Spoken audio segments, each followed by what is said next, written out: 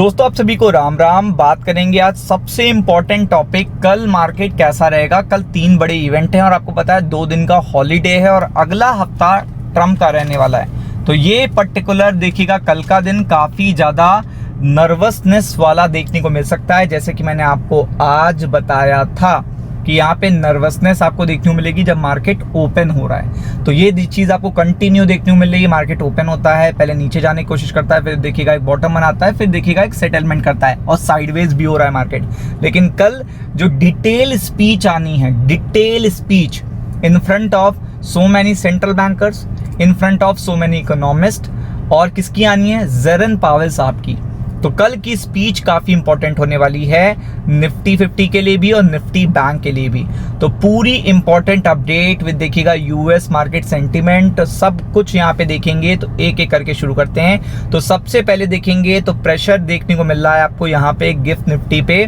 तो आप देख सकते हैं, एक तो पहले कल आपको ये भी पता होना चाहिए जापान का इन्फ्लेशन का नंबर आने वाला है। और जापान के जो इन्फ्लेशन के नंबर आने वाले हैं तो उसमें आपको ये ध्यान में रखना है कि ये 9 बजे से पहले गिफ्ट निफ्टी को इम्पैक्ट करेंगे।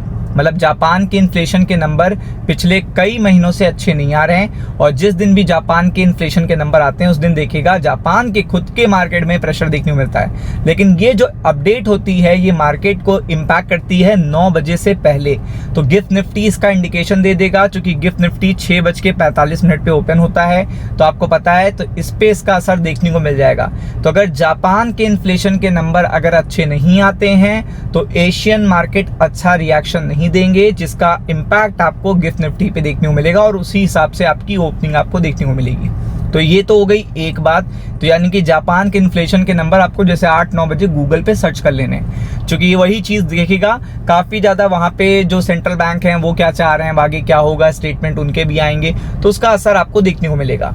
सेकेंड चीज़ अगर आप देखेंगे तो यूएस मार्केट ऑलरेडी देखेगा पेन में है, क्योंकि आपको पता है कल कौन आ रहा है? कल डिटेल स्पीच लेके आ रहे हैं फेड यानी कि जेरन पावेल साहब, और इसके बाद देखिएगा ट्रम्प साहब का स्टेटमेंट भी आएगा। तो दोनों चीज़ें आपको एक साथ देखने को मिलेंगी। मतलब एक तो जेरन पावेल आएंगे, वो अपनी पूरी बताएंगे कथा, और फिर अगर आप देखोगे तो वो ये भी बताएंगे कि टैरिफ पॉलिसी का कितना इम्पैक्ट पड़ रहा है।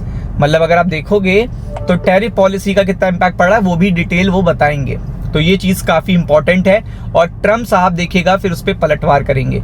तो अगर आप देखोगे अभी तो आप देख सकते हो कि यूएस मार्केट ऑलरेडी देखेगा अभी सेंटिमेंट अच्छे देखने को नहीं मिल रहे हैं, और रात के 11 से 12 बजे के बीच में ये सेंटिमेंट और भी नर्वस हो सकते हैं, क्योंकि जल्दी जल्दी फैसला ट्रम्प को भी करना है कि इंडिया के पे क्या 50% का टैरिफ लगना है, क्योंकि 27 यानी कि नेक्स्ट वीक से ये स्टार्ट हो जाएगा टैरिफ एग्जीक्यूशन, और चाइना और इंडिया मिलकर देखिएगा एक मीटिंग भी करने वाले हैं। तो उसका भी देखिएगा असर पड़ेगा अमेरिकन स्टॉक मार्केट पे।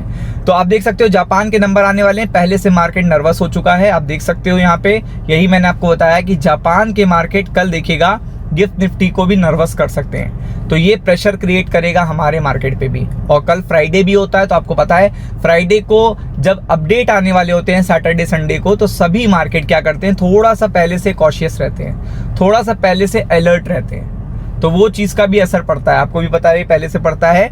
तो वो चीज़ आपको देखने को मिलती है, वो लास्ट मार्केट में देखने को मिलती है, लास्ट आवर में देखने को मिलती है और शुरुआत में भी देखने को मिलती है। आगे बढ़ते हैं तो आप देख सकते हो कि यूरोपियन मार्केट भी कोई ऐसा नहीं है रफ्तार में है, तो ये भी ठंडे ही हैं। देख सकते हैं आप यहाँ पे भी ठंडे देखने को मिल रहे हैं। लेकिन बॉन्ड मार्केट इस समय देखिएगा एक्टिव हो चुका है। बॉन्ड मार्केट क्यों एक्टिव है, कौन आ रहा है, ये आपको पता होना चाहिए, फेड आ रहा है। तो फेड आ रहा है तो आपको पता है असर पड़ेगा।